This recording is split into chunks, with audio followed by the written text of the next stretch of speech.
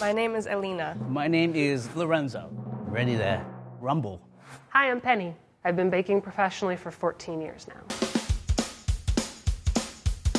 The last time I made chocolate chip cookies was so long ago. This past winter, for sure. But I've actually been cooking for 14, 15 years. At my retail bakery, we made chocolate chip cookies pretty much every single day.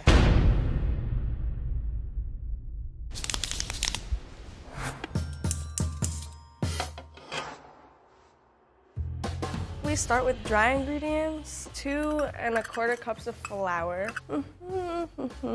All-purpose flour. You really have to be precise with this, especially flour. 11 ounces of all-purpose flour. As a professional pastry chef, instead of using volume measurements, we weigh all of our ingredients. And then we have Salt.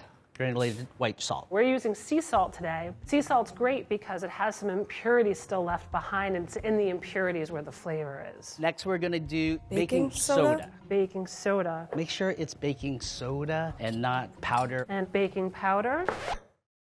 We want a really thick cookie, and the combination of baking powder and baking soda is gonna help me achieve that. So I'm gonna start my wet ingredients. We have 2 sticks of softened butter, and we'll have to put them in the microwave. I have 2 sticks of butter, room temperature, unsalted. So not only do I want to melt my butter, I actually want to smoke it. And that's one of the ways that I'm going to add a little bit more of a savoriness to the cookie. I'm going to poke a little hole and insert the tip of the smoker. About 40 minutes or so, I'll be ready to finish my cookies. I'm gonna get the sugars, which we have brown sugar and White granulated sugar. vanilla extract. All right, a little bit more than a teaspoon. Okay, we'll just go with that. Plump. Instead of vanilla extract, I'm going to use an actual fresh vanilla bean. Now I'm going to get my eggs. The ninja. Okay. That's so stupid. Oh, there's a little bit of shell in there. My goodness, look at how beautiful those eggs are. Those super, super yellow yolks comes from the feed of the chicken. Adding the butter.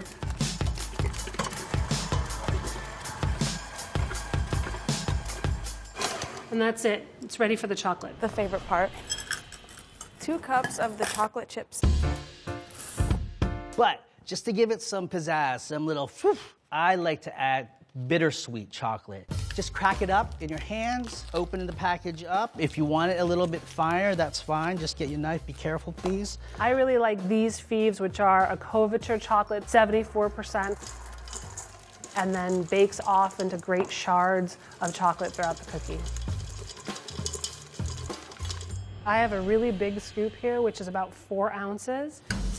I like to scoop them. If the cookies are all different sizes, they're gonna bake at different rates.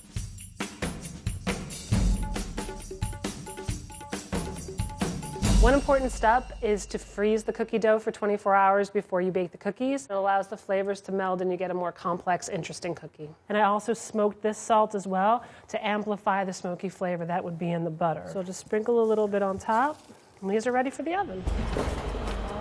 Now we're going to cook them at 375 degrees for about 9 to 11 minutes.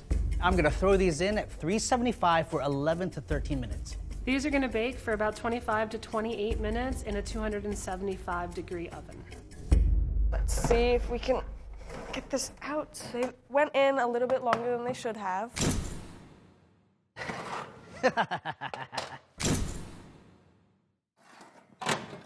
And they got so much bigger.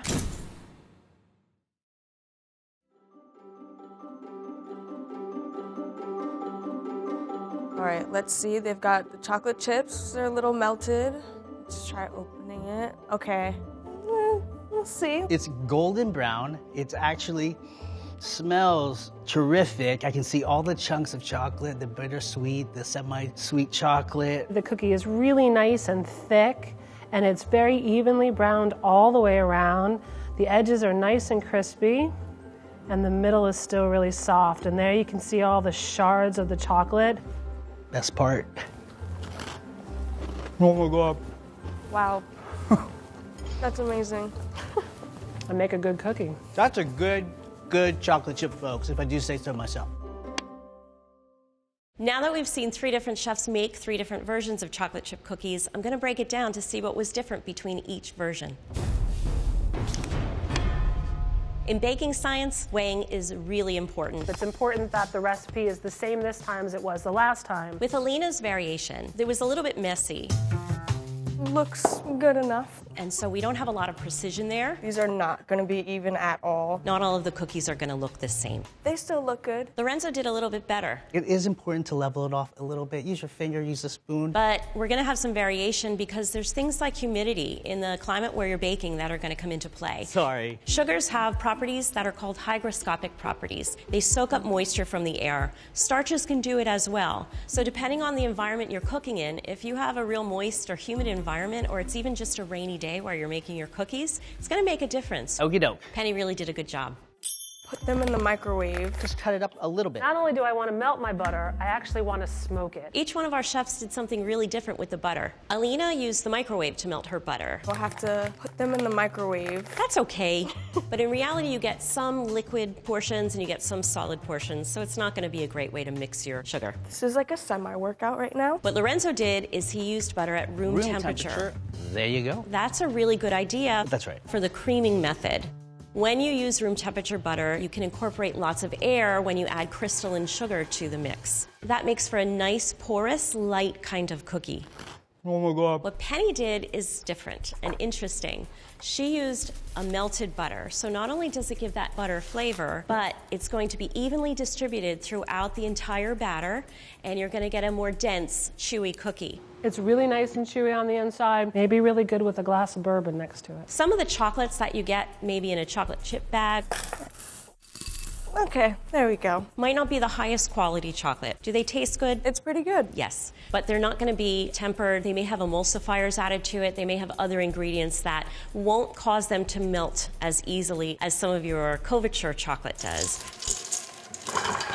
And that's it. Things that have been tempered, things that have gone through a conching process, you're going to have more of a layering effect. You can see all the shards of the chocolate that have made different layers, chocolate and dough.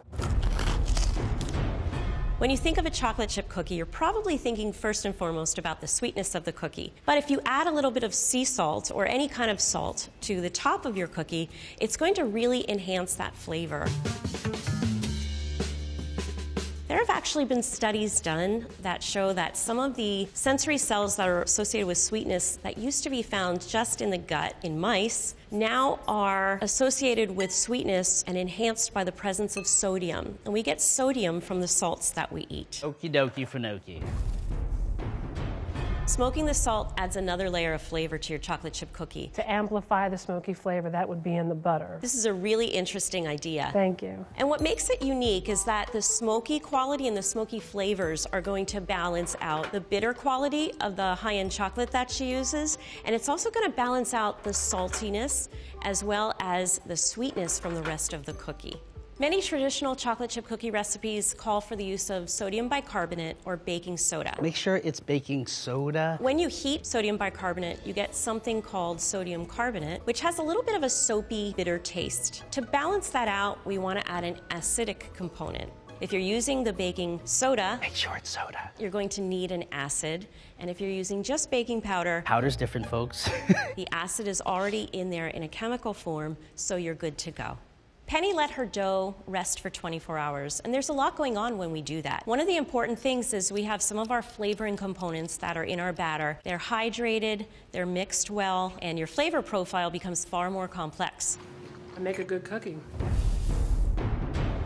When it comes to sugars, you have options. You can use white sugar, which is crystalline sucrose. With brown sugar, it's sucrose, but it's also coated with molasses. Molasses is a byproduct of the sugar making processing. You also have things like magnesium and iron and other types of minerals that add a depth of flavor to the brown sugar that you won't have with the white sugar. The brown sugar also have this capacity to hold on to water. And so you're going to have this moist, chewy, more dense kind of cookie when you have the brown sugar. So there's a whole lot going on chemically with chocolate chip cookies. It's all about knowing the ratios and ingredients that you want to use in your recipe and knowing how they work with the other ingredients that are there that are going to make your cookie have the different types of properties that you're looking for. But regardless of all of that, everybody's always going to love chocolate chip cookies.